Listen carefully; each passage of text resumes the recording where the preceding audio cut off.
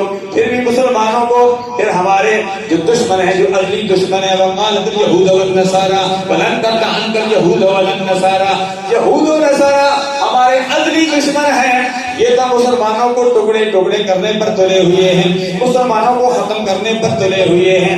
اللہ اللہ، امام الانبیاء علیہ تحیت و ثنا کے پیارے صحابی عثمان غنی نے فرمایا مجھے شہید نہ کرو، اگر تم نے مجھے شہید کر دیا یہ امت مسلمہ کا شرازہ بکھر جائے گا۔ ایسے ہوا، عثمان غنی کو شہید کر دیا گیا۔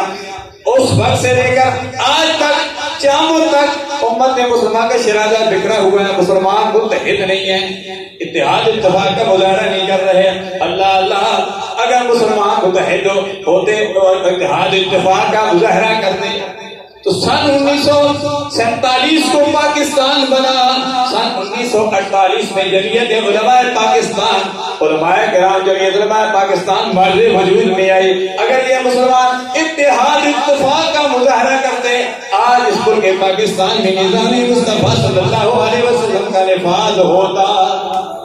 اگرچہ آدھا نظام مصطفیٰ 73 کا آئین میں موجود ہے، 73 کا آئین میں ختم نبوت اور ایک نہیں بہت سارے سکے ہیں۔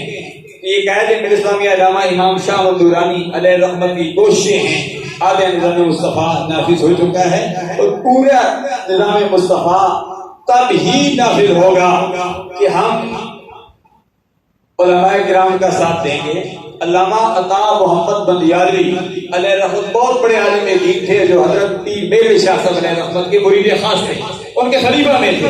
فرماتے اس ملک پاکستان میں اگر کوئی نظام مصطفیٰ نافذ کر سکتا ہے تو وہ کون؟ فرمایا وہ جمعیت علماء پاکستان ہے جو سن 1948 میں بنائی گئی۔